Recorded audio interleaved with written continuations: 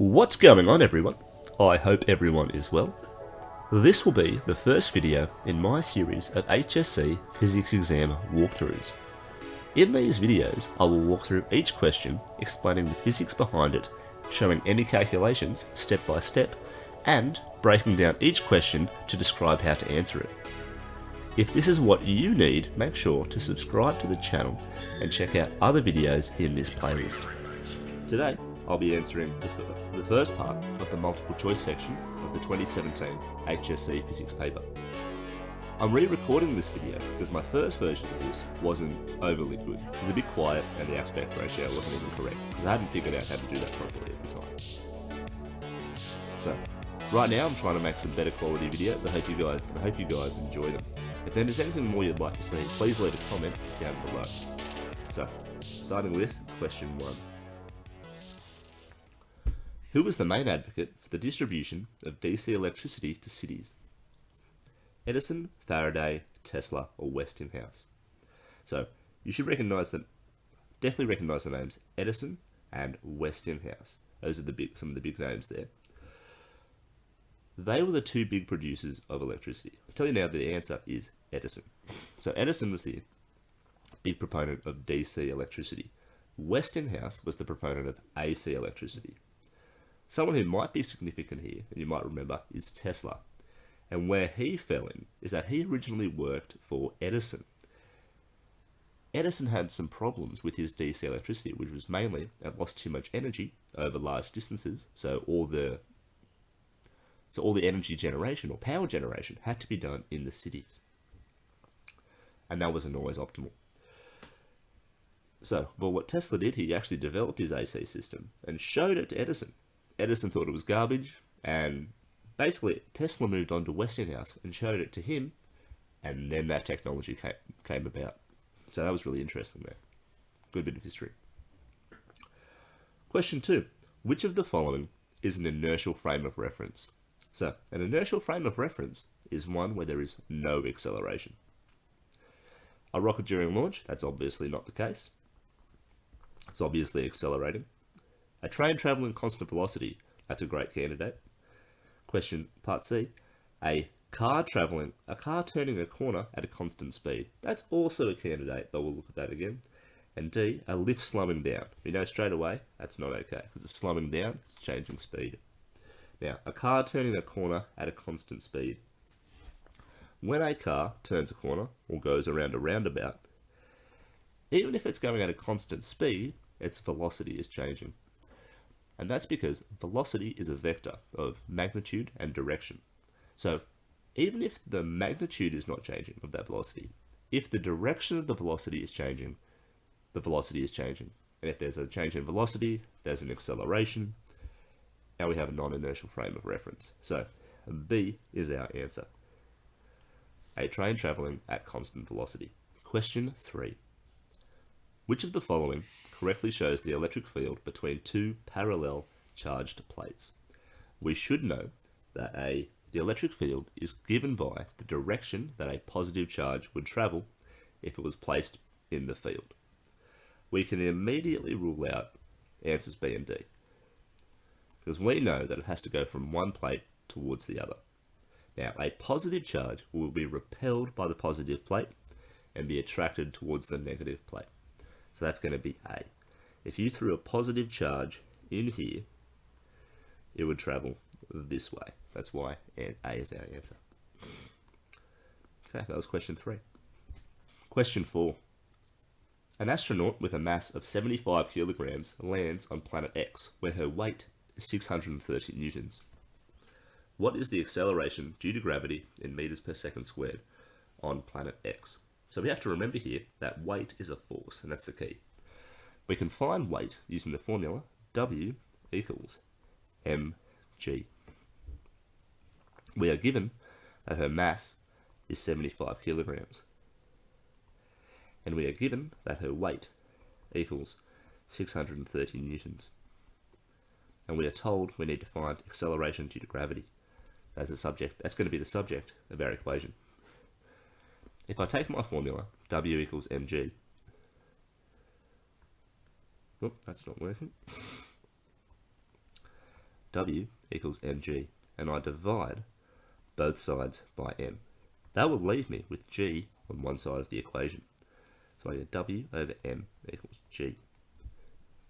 So then I get g equals 630 newtons over 75 kilograms, which equals 8.4 meters per second squared, which is B. Question 5. An electric current flows in undoped silicon. Which statement about this current is true? The number of electrons moving exceeds the number of holes moving. Okay, so that's not the case. And perhaps a bit of information I should introduce is that silicon, so silicon is a semiconductor. An undoped silicon has 4 electrons around every silicon atom, especially if it's pure. So the purer it is, the closer it is to that. And current only flows when an electron is able to break that bond. So that only happens in a semiconductor at relatively high temperatures, if it's undoped. And when that happens, it creates a space where that electron was, which is referred to as a hole. Because the electron is negatively charged and it's removed, the absence of that electron is positively charged. So that hole is positively charged. So we've got a negatively charged electron and a positively charged hole. You might be able to hear some snoring in the background, and that's Sax. That's my dog. Apparently, he doesn't find this video very interesting. I hope you guys find it more interesting than him. Option B. The number of holes moving exceeds the number of electrons moving. Since a hole is just the absence of an electron, there can't be more holes than electrons. So that's not our option. C. Equal numbers of holes and electrons are moving in the same direction. If they're moving under the guise of an electric field, and one's positively charged and one's negatively charged in terms of the electron in the hole, then they will not move in the same direction. And that's going to leave us with option D, where equal numbers of holes and electrons are moving in opposite directions. Question 6. Which of the following best represents the structure of the metal lattice? I'll say right now that B is the best structure of the metal lattice, and that's because we have a regularly spaced array of positively charged ions, which is those nuclei of atoms, and we have a sea of electrons that are almost randomly arranged.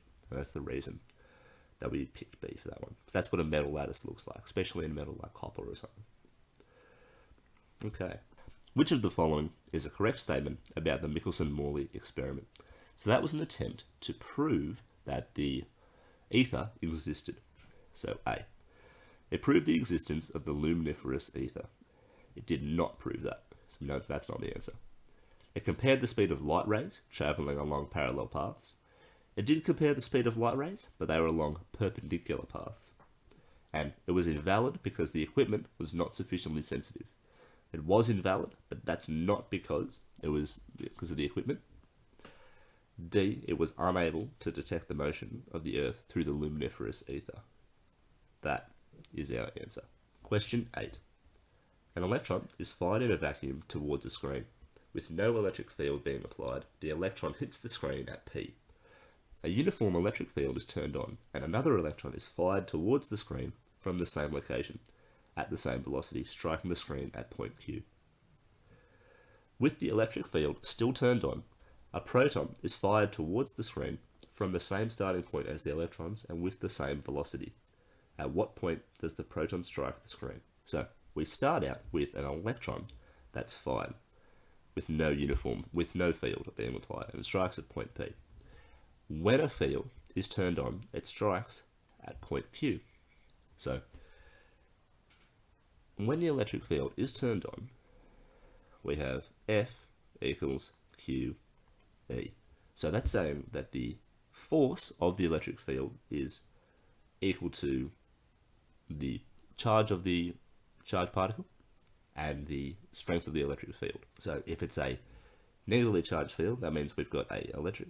So if it's an electron that was pushed that way, then the field is pointing that way. Now, if we put a proton there, it's going to point in the same direction as the field. So our options are immediately C or D. Now, when distinguishing between C and D, we just want to think about how far it's going. An electron is about 1800 times lighter than a proton, so it's much easier to push with a certain force. That means that the proton will not travel as far as the electron did to the right, so in that case our option will be C. And that's kind of like imagining you have two people standing in front of you and you're going to push them because you're a bad person. One of them is significantly smaller than the other. If you pushed both of them with the same force, the smaller person would obviously get pushed much further away than the larger person. So that's the same sort of principle here. The proton is deflected to the right, but it's not deflected as far as the electron. Okay, what does the Maltese cross apparatus demonstrate about cathode rays?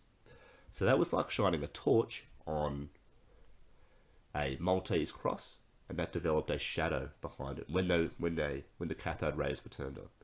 And this told us that the Maltese cross, this told us that the cathode rays travel in straight lines. It didn't tell us that they are made of light, but it did tell us they travel in straight lines. There was an argument used to say that cathode rays are just light waves, or waves. And finally, question 10. A diagram shows a model of a generator connected to a galvanometer. The loop is rotated continuously in a clockwise direction as viewed from the end nearest to the galvanometer. Which row of the table correctly identifies the type of generator and the movement of the needle of the galvanometer? So we've got a wire with some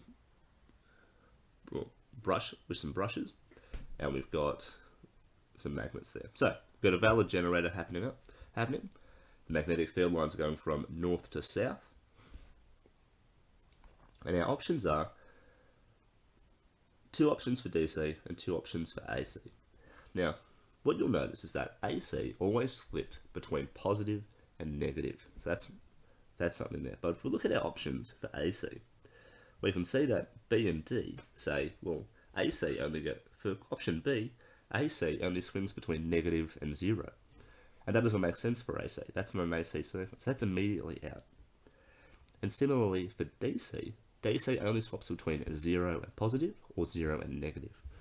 So that means option C is out. So we're left with A and D. And that's without even considering the real physics of this situation. So if you can imagine what's going to happen is that as this generator rotates, or as this coil rotates, a current is induced in the wire. So using your right hand rule and imagining what's going on, as that left-hand side rotates upwards, a force is generated, or an electric current is generated, which sort of opposes that motion and puts a force down, so the current is going up on this side and down on this side. As it rotates, the contact with the galvanometer is through these DC brushes. Now, as that rotates, this ring ends up, well, this half ring ends up over contacting with this one as it rotates. And the same goes for this one. So that on this side, the current always appears to be flowing down, and this side it always appears to be flowing up, according to the galvanometer. And that means that we're always getting a DC swing. So that means the current's always going in the same direction, and it's between 0 and plus. Okay guys, that was the first part of the multiple choice section of the 2017 HSC Physics paper. I hope you liked the video. If you did like it, give it a like, share and subscribe. Make sure to hit the bell for notifications. And if you disliked the video, please leave a comment below and just let me know what I can do better in these sort of videos. Okay guys, I hope you have a great day.